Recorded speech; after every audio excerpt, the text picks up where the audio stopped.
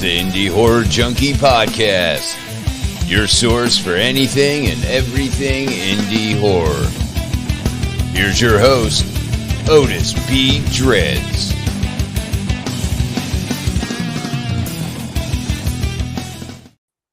Well, that feller sounded familiar. It's 8 o'clock. Do you know where your indie horror... I almost said indie horror junkie is, but you know where your indie horror is. We're the junkies. Right, the indie horror is right here. Welcome, guys. We got a great show tonight. We got a full house. I think this is the most people that we've had on a single episode, counting host and guests.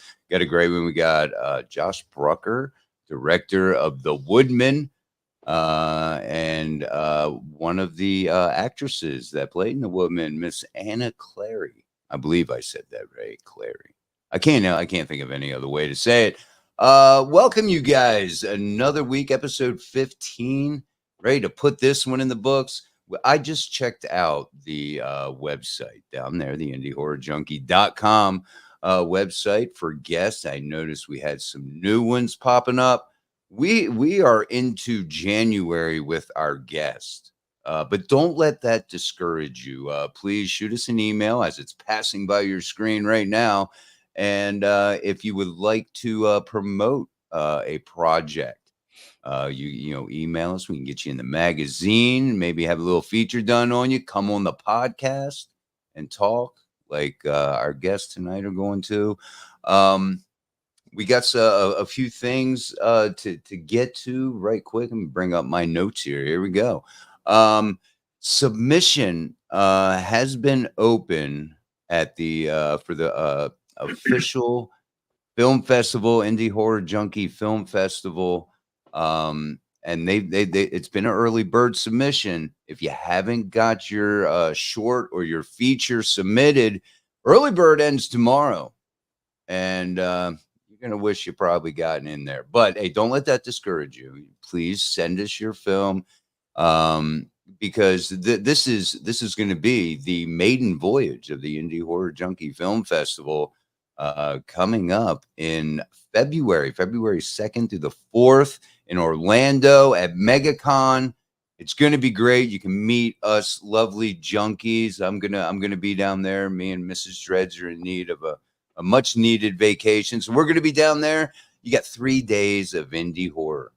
You have Indie Horror Junkie swag, because we're gonna have some T-shirts there. We're gonna have some, lots of little things to take home, and it's gonna be a great time. We've got, I think, probably in the 30s by now submissions. Am I close there? I know it was right around there, so we got a lot of films. It's close to 40 now. Close. Oh God, I know. Every time I look, it doubles. It's insane, but. We very much appreciate it because it's going to be a great time down there.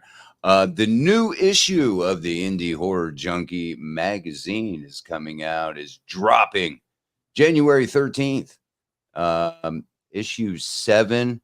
And along with that little tidbit of info about the magazine, if you are a lover of hard copies, whether it be movies or books or whatnot, this is your cup of tea right here. If you love indie horror and you like, hard copies, Indie Horror is now in print. Hold it in your hand, sit on the toilet and read that instead of your phone. Do it caveman style. Yeah. Tell us about that. How people can get this magazine. You were telling us you got a bunch of them coming in here soon, Rick. Yeah, I got a shipment coming in by the end of the week. I'm working on the website now, so if you go to indiehorrorjunkie.com, you'll see a link on the top right-hand corner that says the Stash House. That's our version of the store. Go in there. You'll be able to purchase your copies of the magazine. You'll be able to purchase the Indie Horror Junkie tumblers. We're going to have the shirts up there soon. So pretty much all our swag will be listed on there, hopefully in the next, I'd say, 2 weeks or so. Awesome. It's really exciting, you guys. This has been a big goal for us since the beginning of the year, since we launched this. And Rick's been really just chiseling at it and trying to figure out a way. And we have an incredible printer now. and we can plug them. But we are rocking and rolling, and can't wait for you guys to get your hand on any issue. So all the ones that we have so far, plus the ones moving forward. So if you were in an issue previously, or you know somebody, or like Otis said, you just like to collect them and read them, and That's me. have that physical copy that, that's what we all used to do before we had our phones. You just sit there with a magazine, and Absolutely. there's something about that's just so much more enjoyable. So it's all going to be available very soon, and it's really exciting for the whole crew here. So yeah, remember the little holders that you could stick your magazines and whatnot in that were in the bathroom? You always had reading material here. I'm probably dating myself right now. If we've the all been beard there. didn't do it, if the beard didn't do it, I'm probably dating myself. All right, is I think we pretty much covered everything there that we needed to get through. So as I mentioned, we have Josh Brucker and Clary from the Woodsman, writer, director, producer. Josh, he's done numerous other projects. I had them up, but I do not now. And well, you know what? Let's just roll with this short little trailer of the Woodmen. And then we're gonna get into some indie horror talk. Check this out. Hi, my name is Dr. Scott LaRoche, Doctor of Anthropology. I received an email with a link to a somewhat disturbing YouTube video of a couple being attacked in their camp up in the mountains of Tennessee. What's up, guys? It's Connor from Bigfoot Anonymous, and we're in the Appalachian Mountains. We've been researching for the past few months after there's been a plethora of cryptid encounters in this area.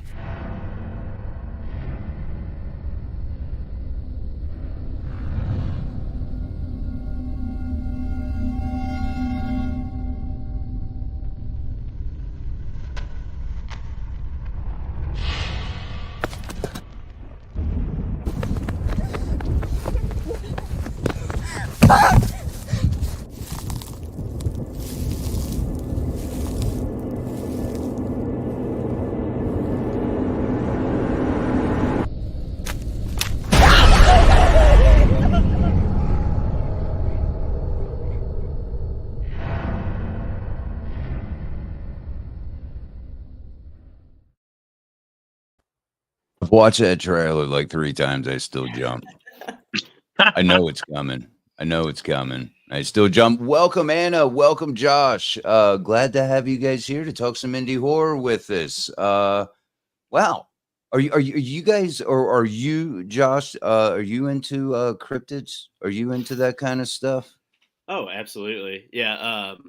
I would say my love for that kind of came from obviously my childhood.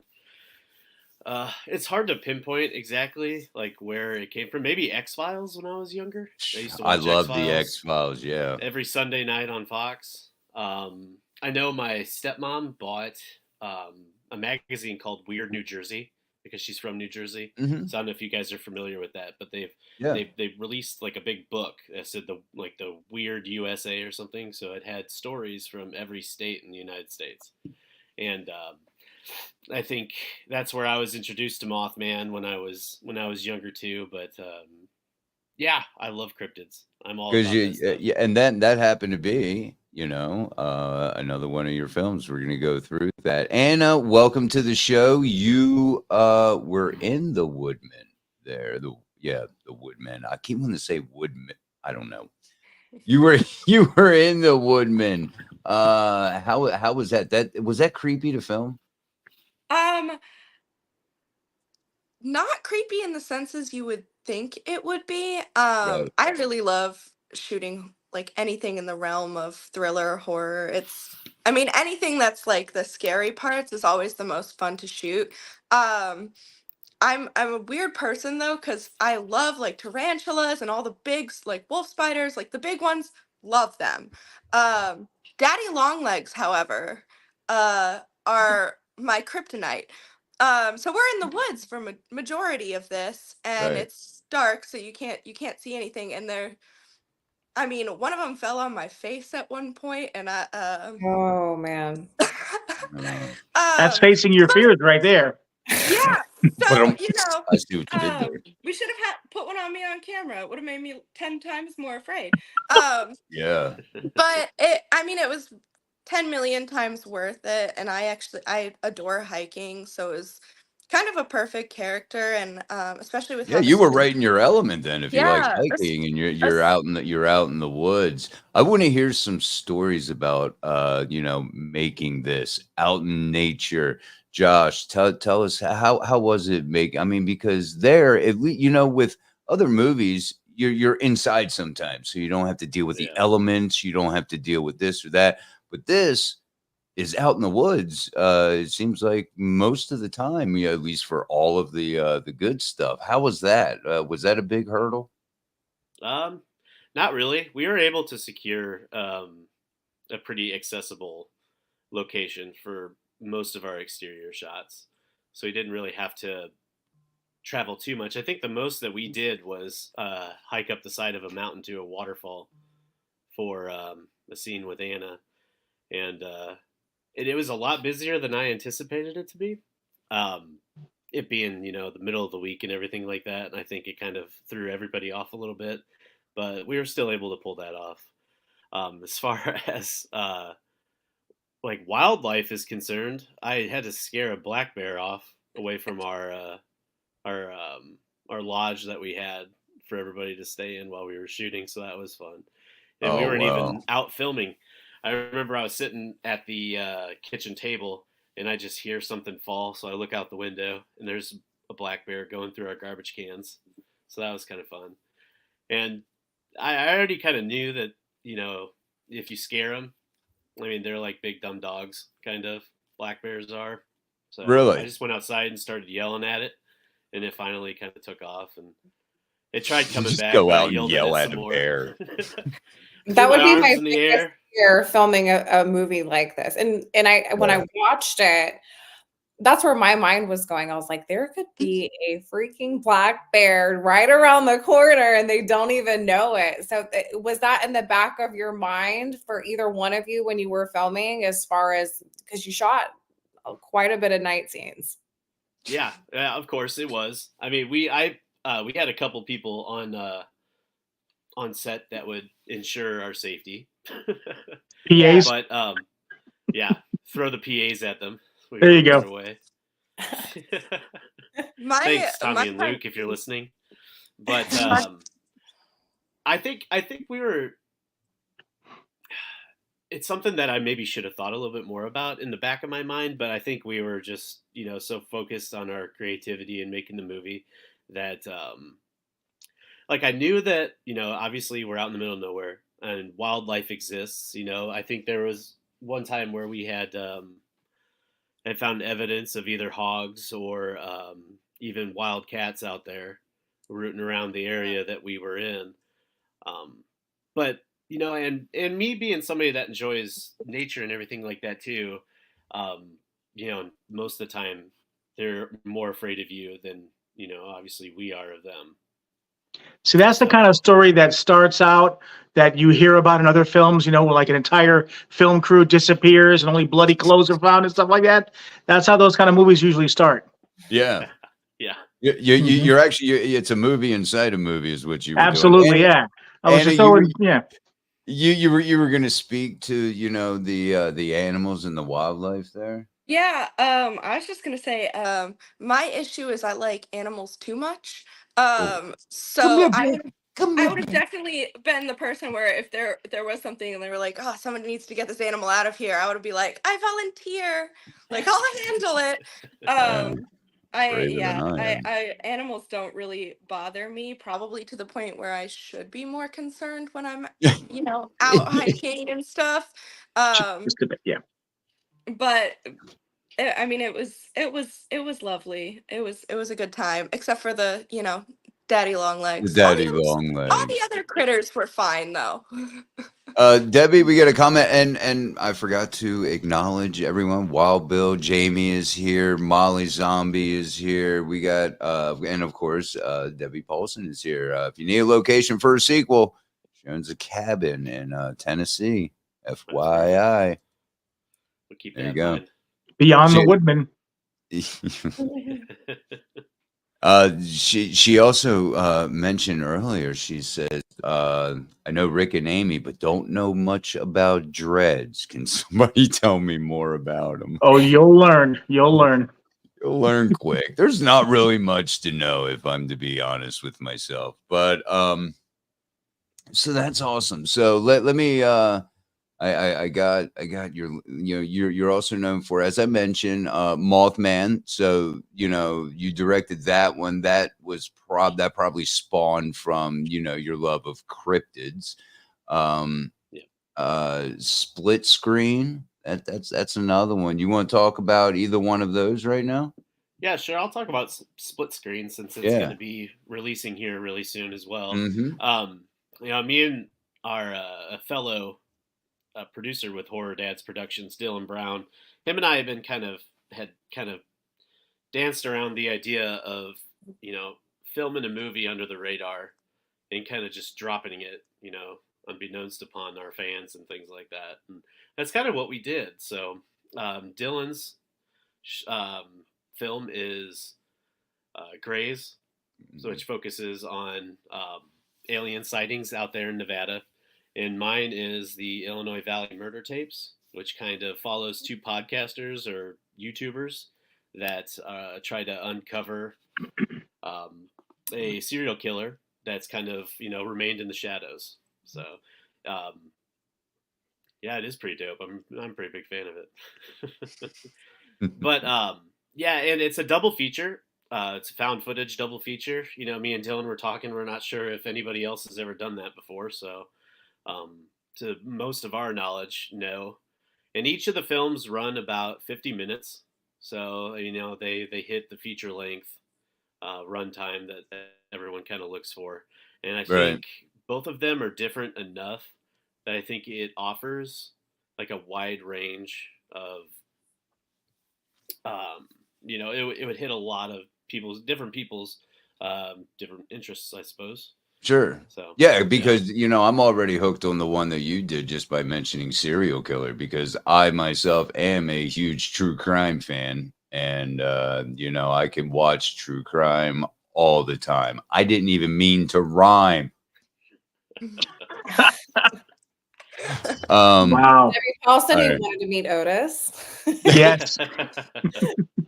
Bad dad jokes forever. Let me Go ahead. so let me ask a question. I've always been curious about the whole found footage films and stuff. There's quite a few of them that I like, but I've never shot one. So as a filmmaker, what are some of the things that you find as making a found footage film as opposed to a standard film? Some of the things that you might encounter that, are more difficult or easier or whatever the case. Yeah. So I've only ever shot found footage. So, and I actually have never been on a set that was traditionally shot. I like it because, shooting can, when you have a feature length film that's shot traditionally, you spend a lot of time breaking down, setting up, moving, and everything like that. And I think shooting found footage kind of saves you some time in that aspect. And it also, I think, as for our, like the cinematographers I worked with, it kind of showcases their creativity too, in how they would move a camera and everything like that. So that's always been an interesting aspect of that genre to me as a filmmaker. And I think the fact that it's a little bit, it gives you, I think for me anyways, I'm not going to speak for everybody else, but it feels more personal and it feels more real. Yeah. And also, they allow more creativity, I would assume, with the script as well. Probably more ad-libbing as opposed to the standard script, right? Yeah, actually. Yep, go ahead. It was completely unique to anything I've ever shot. I mean, I'm not gonna spoil anything, but there's one particular scene where I just pulled an actual like event from my life and just put it into the character because it just fit so perfectly. And going into it, obviously you think about it, you plan it, you kind of like run through the motions, and you prepare. um but getting to like draw so like realistically on my own experiences, especially with some of the more emotional parts, it kind of changes things in a completely different way, because you're not just drawing on that emotion, you're not just like living that emotion. I mean, you're literally bringing it into the character. And then just the way you interact with other characters and other roles. I mean, n- not knowing what necessarily might come next just makes it so completely natural. It was extremely cool, and I'm super grateful that I got to experience a set like that. Yeah, and you touched on it a little bit there, Anna, because I was going to ask you, as going along with Rick's question, as from the filmmaker part of it, making a found footage versus a regular movie, I'll say.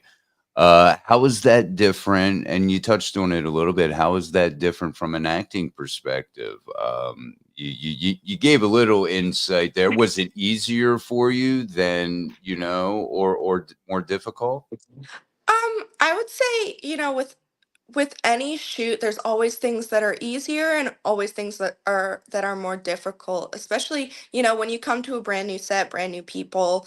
Um, and in some cases, some people, you never fully know what to expect outside of whatever script you've been given, and Yeah. conversations you've had with the creators. Um, but I mean, there were certainly things that were, unique challenges. It's a different shooting style, um, that I had never done before. Um, but as someone that loves like improvisation and just getting to really think on your feet, especially if you're working with other actors like Dan, for example, I mean, he's incredible. So getting to just play back and forth with him, and also with Hunter, like when you have such great scene partners, anything where you're just reacting naturally, and on the off the top of your head, Yeah. other actors, it's kind of magical almost, like having these things. And something unique about Josh's set, and you get it on certain sets. He was really open to like everybody's collaboration to make this movie the incredible project that it was. So being able to have the ability to be creative and try new things is, it's what every actor or actress wants. It gets you out of your comfort zone. It lets you push yourself. Yeah. So I mean, it was amazing. Awesome. And here's a question from Debbie to the actors. Do you train Meisner's? I don't know. I'm not even going to try that or method. So my acting style, I've studied, different styles. And I completely understand where the question is coming from. Um, I would say it verges on method, but it's definitely not method. Um, I could never live as a character that I'm playing 24/7, Mm, especially with, some of the darker bits, that just wouldn't be my style.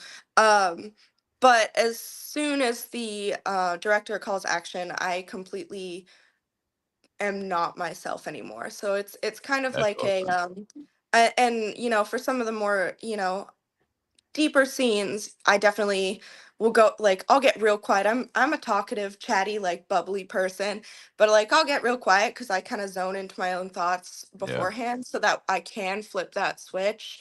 And then sometimes it takes me a moment to bounce back out, because I just put my brain into it. I don't just pretend it. I actually like think and feel it, which can be difficult, Sure. for certain things, especially when you're going to like a darker place.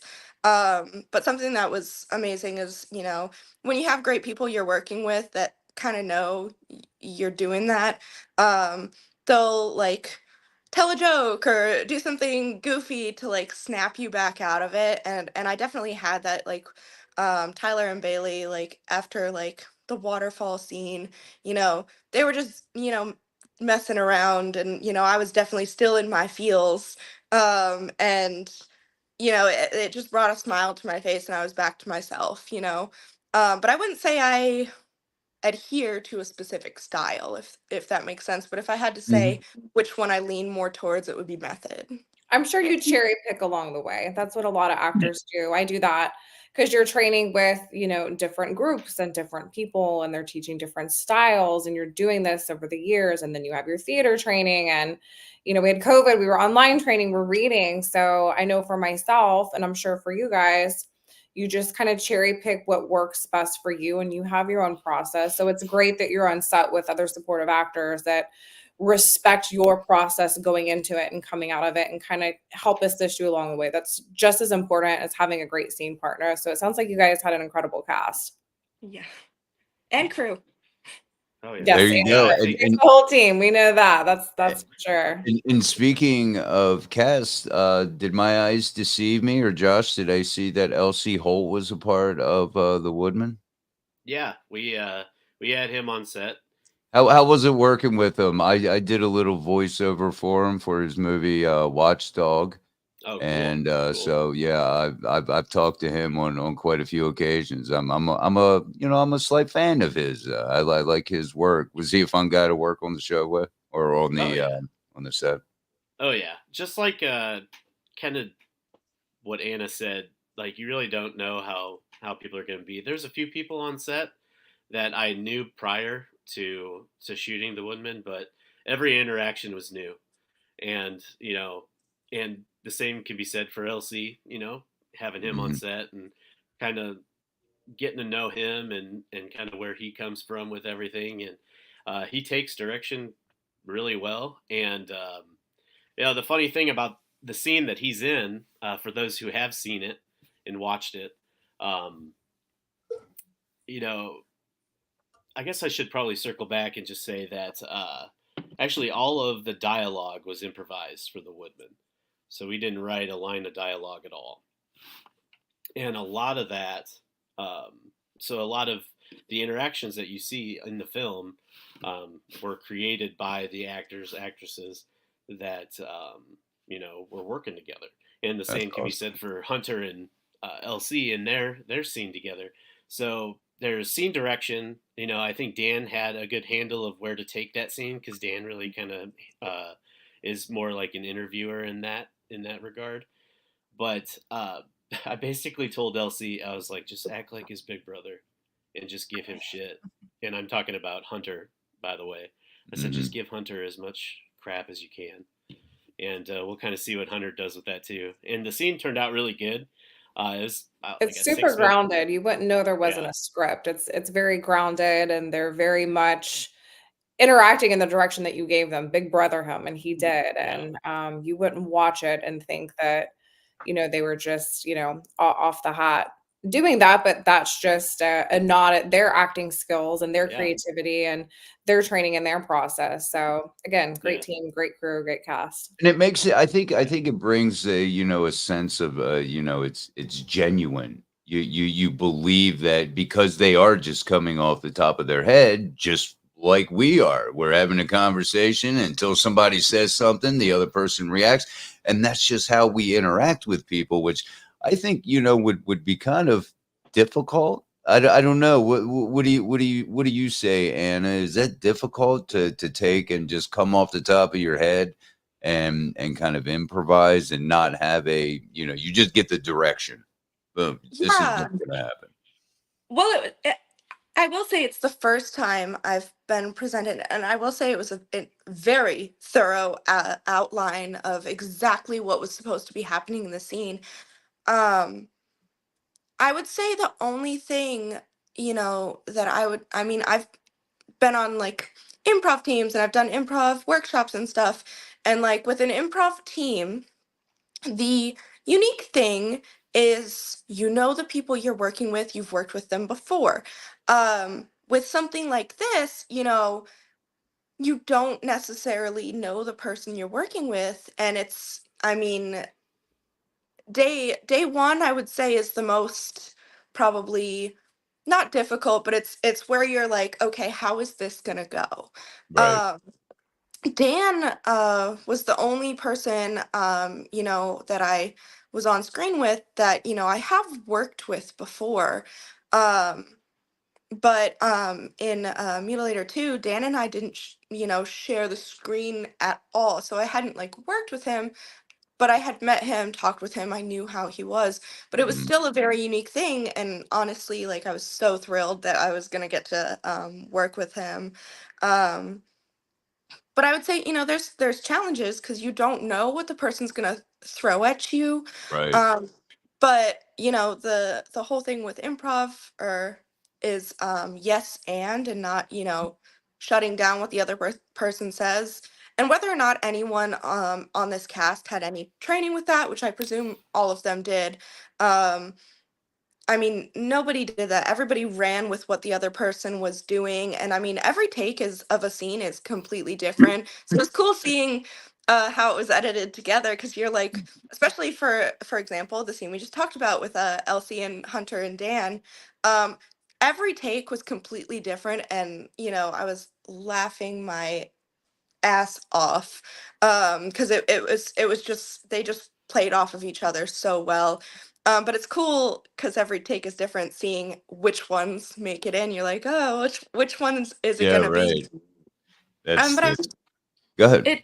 it has challenges, but I would say it frees you so much that it's. I mean, I love a good script, but having a shoot style like this is something that gives the performers such freedom, and I would say any challenges it comes with is completely worth it for the experience.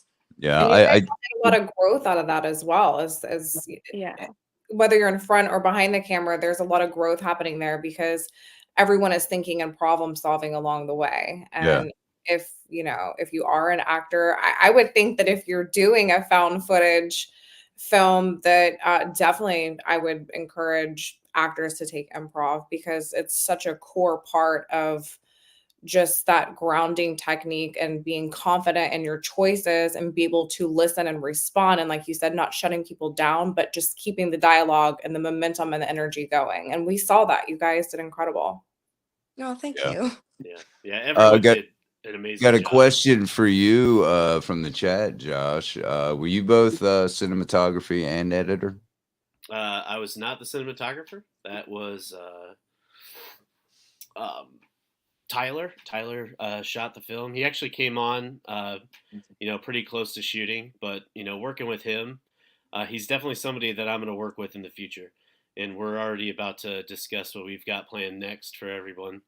So I'm excited to get that going. But yeah, he'd never shot a found footage film before. He'd always wanted to. Um, so I think he was super jazzed about that opportunity to really be able to work with the camera and Mhm. move it as much as because there is quite a bit of camera movement in the film itself. So, um, and it was fun to watch him, especially while we were shooting. Um, after every cut, him and I would get together and just rewatch everything, and maybe we could do something different this way. And then he would have an idea of maybe moving the camera that way. And him and Bailey together knocked it out of the park. She helped him out quite a bit when it came to that. And as far as lighting and all that stuff, we had some. Tyler also took care of that in a few scenes that we had, like the campfire scene at the end and everything. But yeah, I actually edited the film myself, and it was the first time I had ever edited a film at all. So How did um, that go? That seems like a task, man.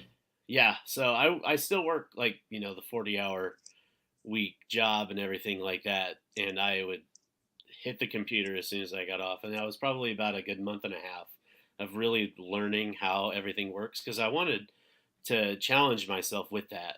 And my fellow horror dad production guys can attest to the fact that I probably rendered like 50 versions of this movie before I finally got it down right. And it was it was a hassle, because you're working on a computer and sometimes the sound's not always right when you're listening back because I would listen with headphones or even when it comes to the coloration of your screen and everything like that. And it won't necessarily always translate like on a television the same. So you got to kind of learn how to work within those boundaries and things. I thought I did a fairly decent job with editing it. I feel like I learned quite a bit. And as someone who wants to be able to do more things like Illinois Valley Murder Tapes, for that one, I actually shot it myself and edited the whole thing. And I think, working on Woodmen really helped me get a handle. So when I edited Illinois Valley Murder Tapes, it really shined there, I think. But Nice. But yeah, I just wanted to challenge myself, and I feel like I did. So Debbie says she has to leave, but she has a film. Says, I have a film I'm supposed to help produce in Tennessee, North Carolina, called Dead Still. I like you guys' talent here, Otis. If you act, you would be a good fit. We like you too, Debbie. Yes. If Thank you you have for seen joining the us. series Moonshiners or Appalachian Outlaw, many people asked to be cast by the writer are from those series. If interested, talk to Rick. He'll get with me. He said, no way, Jose. One more plate on the table? Jeez, I know. Yeah, and see that, I mean, as you mentioned, Josh, editing your own stuff and doing that 40-hour week. I have trouble doing 2-3 podcasts a week and working 40 hours and just trying to, get ready for an hour podcast. I can't imagine tackling a job like editing a not just a short. You're not editing a short. I mean, this is full length. It's passion, baby. That's what drives all of us. It's passion. just pure Yeah. passion, Passion and alcohol, absolutely. You know what you want and you know what you got to do to get it, and you just Yeah. make that decision that this is what I'm doing and I'm going to push all the way through it. And we all do it in different ways, and it sounds like, Josh, you really pushed yourself on this to learn that whole editing process, and then you're just going to continue to grow and evolve and move on to different films and different styles. It's going to be really cool to watch where you're at now and where it goes. And I definitely say you guys have a lot of passion on both sides, and I know for me that's what it is. It's you just don't know how to turn it off, and once it's in your head, you got to do it or you're not going to sleep. So yeah, it's Yeah. basically a switch that it can't be shut off until it's done. No. And even when Until it's it's done, done. you have no idea. You're still thinking about it. Yeah, Mr. Nanners is joining us. He says he loves editing. It's another opportunity for him to be creative. So it gets the creative juices flowing, cutting here, doing what I don't know. I would love to learn it. There's not enough hours in the day right now. One day. Yeah, I'm tinkering with it now myself because I have plenty of time on my slate. So I try to fill it with editing. Josh, for anybody who is listening and maybe is trying to fiddle with a little bit of editing, what can you suggest? I don't know, maybe a program or something for beginners that you use. Have you found something that works really well? Da Vinci. I was just about to say I edited. I put together both Woodmen and Illinois Valley Murder Tapes with DaVinci Resolve. Even just the free version has enough tools, and for me, I've heard people complain about it. I know that there's Adobe fans also, but I really felt like DaVinci was super user friendly after a couple YouTube videos. Yeah. But there's quite a bit of resources out there that'll help you kind of learn along the way. But DaVinci Resolve, definitely you could download it for free. And if I have to give anybody advice, it's okay to walk away from it for a second. Yeah. And you really have to become like your own biggest critic when it comes to it. Because like I was trying to say earlier, like we render out the final cut and everything's fine, but then like 3 nights later you're laying in bed and all you can think about is, did I clean the sound up at the 40-minute mark enough, or people are going to hear it when they play it through their surround sound? That's just maybe my brain, I don't know, But It's just that artist mind. It's just Yeah.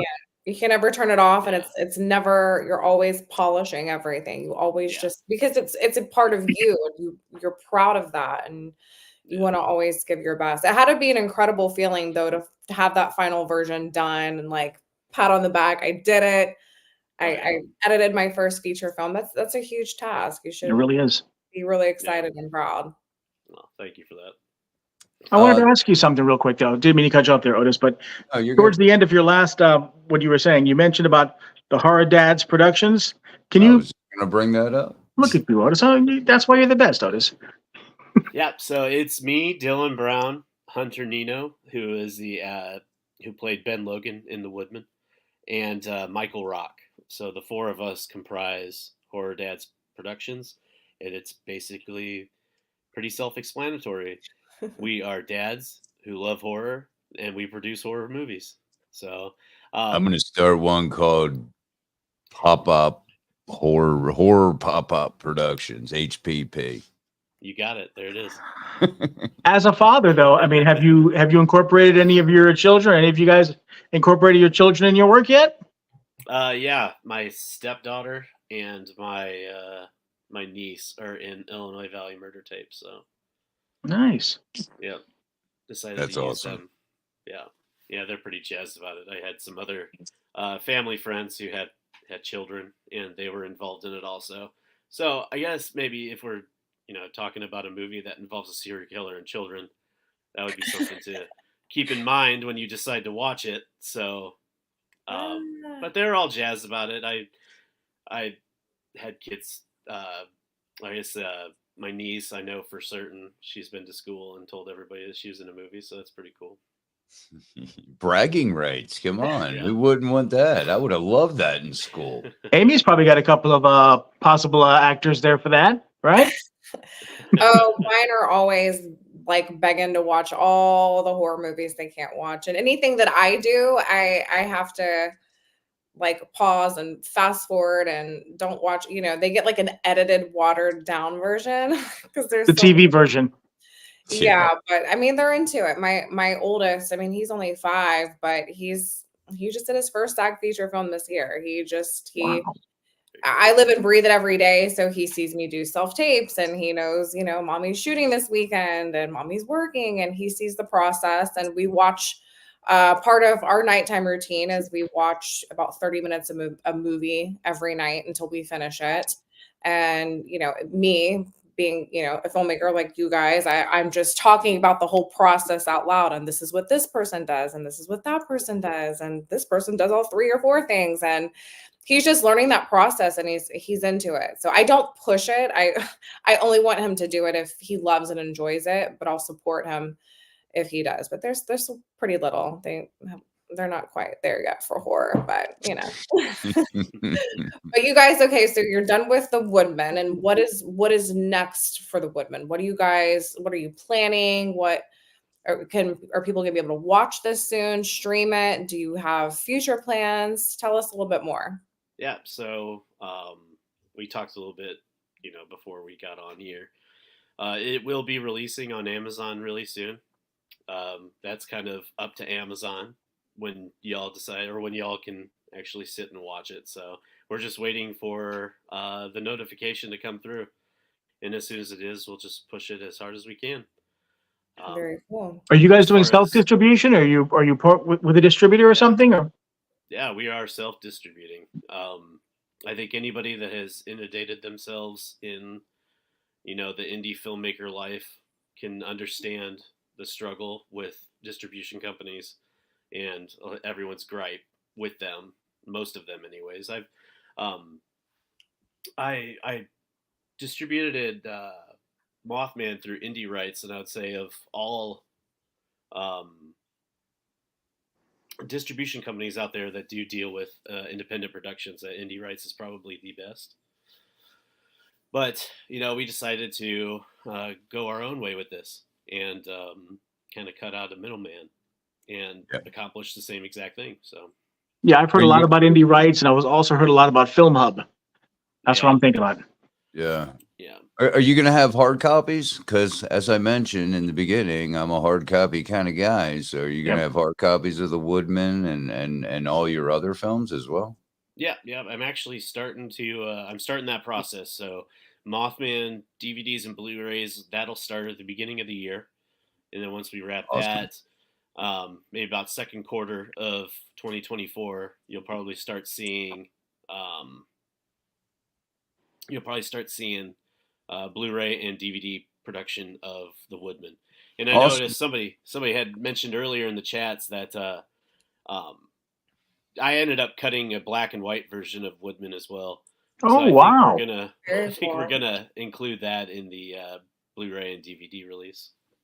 Well, whenever you guys start pushing stuff out, make sure you tag Indie Horror Junkie so we can help share it and promote it. That's what we're here to do. So keep us in the loop. What about you, Anna? What do you have going on next? So coming up, the next thing I'll be doing, is tentative on one of them being fully scheduled.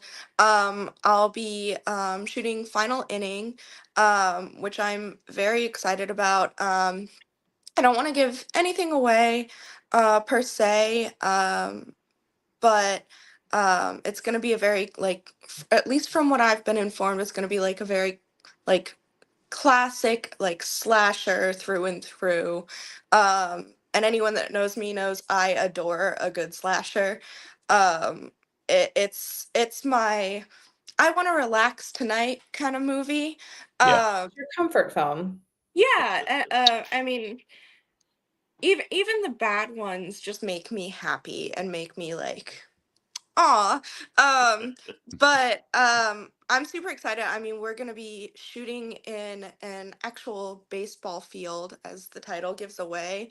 So it's always cool when you have a unique location. Sure. Um, and I'm pretty. We don't have a script yet. But I know enough about the characters.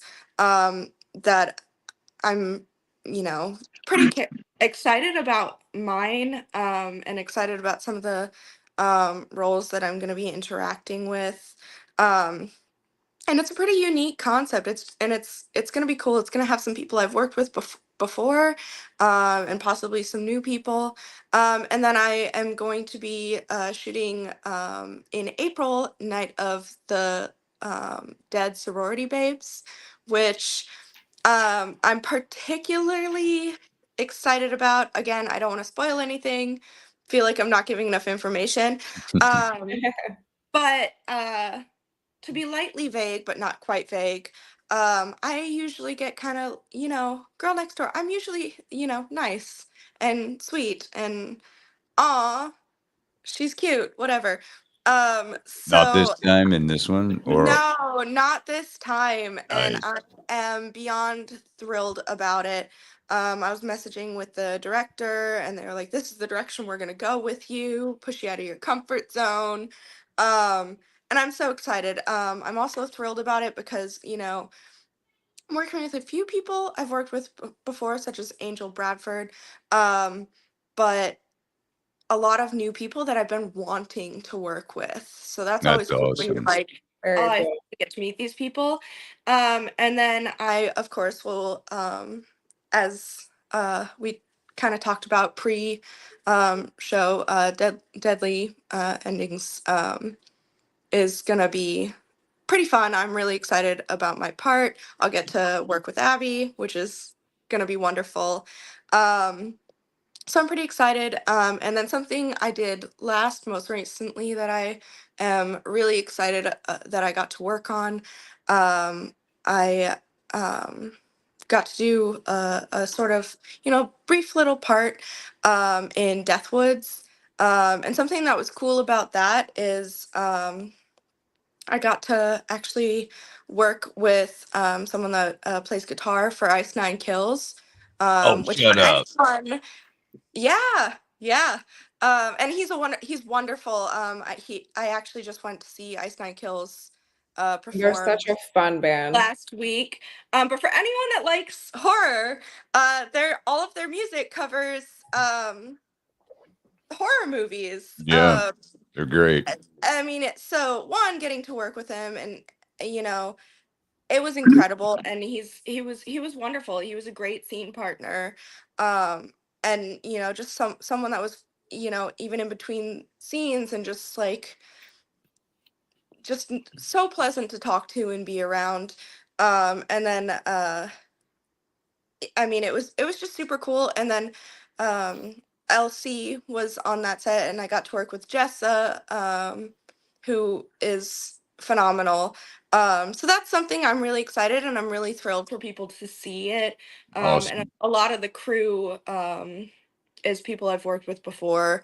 Well, that makes it so much easier too, you know, from an acting perspective. I hear a lot of people that'll give Rob Zombie, you know, shit for having the same people in his films, but when a director finds, you know, a group of actors, actresses that they feel comfortable working, that they know is going to get his vision or any director's vision, it seems, you know, only right to keep going back to, you know, the ones that are doing well for you. And speaking of Mutilator 2, a question in the chat. Do you know when that's coming out? Unfortunately, I do not. You know, I unfortunately I couldn't make it to the Las Vegas premiere. Um, it was wonderful though. Some people private messaged me, gave me feedback, which is great. I Awesome. still have not seen it. I don't know when it's going to drop or where. But I can say, you know, I'm confident that it's going to be absolutely incredible and well worth the wait. It was an incredible set. I mean, incredible performers. It's going to be very true to its roots with some lovely twists, and some pretty fun kills. Awesome. Nobody dies though, definitely. um, but unfortunately, no, I have no idea when. And even if I did know, I probably wouldn't be allowed to say. That's Yeah. always the worst part of being a performer or involved in film is you know, you put so much passion and energy and love into a project, and then you just sit back and you're just twiddling your You thumbs, just just gotta waiting. wait. Just like, Yeah. Really um, It testing doesn't your sound like patience. anybody here is twiddling their thumbs. It sounds like both Anna and Josh both have a ton of projects lined up between now and next Yeah. year. And, you know, you guys are killing it. And like you said, it's fun that's what I love about the indie horror community is we all are kind of connecting in one way or the other, following each other on socials. And then you see a film and then you somehow know somebody and then you connect here. And then the next thing you know, you're on set together. And, it's one of my favorite things about indie horror and indie horror filmmaking is along the way you just get to know so many incredible people. So it's really cool when you can just hook up and, you know, keep evolving and keep the network growing. And you guys are on the right track. You guys are busy, busy, busy. So good for And you. and I was Congratulations. going to say too, kind of what she was talking about here is that, and I was thinking about, I'm like, what kind of weird people are we? Where we're sitting here talking about, you know, comfort films and films to sit back and relaxed about, and we're talking about slasher movies. You know, it's like, yeah, okay, I could say that to my mom, and she would just say, "Shut up, Richard, leave the room." So, It's cathartic. yeah, Well, I well, mean, quite guys, literally, We yeah. are who we are. we are who we are. I use, you know, serial killer documentaries and true crime shows when I'm kicked back on the couch, ready to have a good night's sleep. It's my bedtime story. So call me weird if you want, but hey, I'm in the company of a lot of you weirdos. So You got that right. I'm happy with that. Awesome. And yeah, I'm also happy about how this show went. It went really well. Thank you, Anna. Thank you, Joshua. Almost called you Joshua. That It is his was name. You can call me great. whatever you want. Yeah. Great talking with you guys. I know you got as Horror Dads Production .wordpress.com states you are a dad. You got some little ones running around. I know you got to get back to them. So but I want to thank you guys for taking the time out this Wednesday evening Definitely. and chatting some indie horror, man. It was fun. I appreciate you guys. Thank you, Thank you guys. for having us. It was Thank great. you so much for coming on. No problem. And hey, we'll I'll send you guys the link so you can share it around if you want. You can do whatever because it'll be right on our YouTube page as soon as we get off here. So if you Cool. guys, I know you may have to take off, Josh, but Anna, if you got a minute, you want to stick around and say bye off the show, that's fine too. We're going to close things down. Thanks again, Josh, Anna. Much success and to you guys in the future. And feel free to hop in the comments and plug your social panel Yeah, please do. and talk so Yes. that we can all follow you and follow your work. So Oh, yeah. after the show, hop on, put it in, and watch it grow. Watch All right, it thanks, grow. guys. Thank so you, much. guys. Thanks.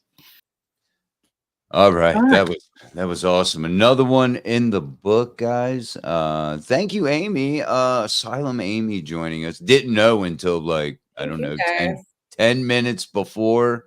It was your Made it pops' back. birthday, and you made it back in time, and that's awesome. I do want to mention Hellvivor's Haunted Asylum of Horror is now is been going on Indiegogo, been getting little bursts here and there.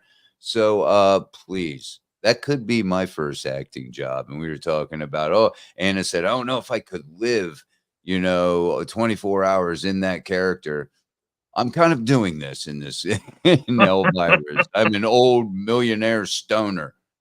Now the millionaire part is very flimsy, but the old stoner, I'll leave it at that. It's like a fun role. It's gonna be a fun role. So check it out over there on Indiegogo. Hey, and if you can't by chance, donate or help out financially, share far and wide. Any parting words from you two? Amy first. Just another great show. Always fun to hop on with you guys and talk about what we love, everything indie horror. We have a great show next week. Rick, you want to lead into that? Yep, we have a special guest, April Hunter, who is a model, actress, professional wrestler. She is a joy to be around. I've had her as a special guest for my last couple of film festivals that we had, and we even just we just shot a new scene that we're adding to our feature film, The Clock, and we actually got her a role in that. So we got her into The Clock. So she's a sweetheart, a lot of experience, and she should be a lot of fun on the show. Definitely. Awesome. Forward to that. Man, that's quite a resume. Pro wrestler, Right? writer of children's books. Writer of children's books, yeah. Yeah, that's awesome. Hey, if it's indie, if it's horror, you're gonna find it here. That's right. So with that thank you, Matt. He just subbed. Can't wait to watch the back catalog of episodes. Awesome. Thank you, Matt. Go. Appreciate Thank you. the support on that. Very cool. Yes. And I want to thank everybody who joined us live here. It was fun.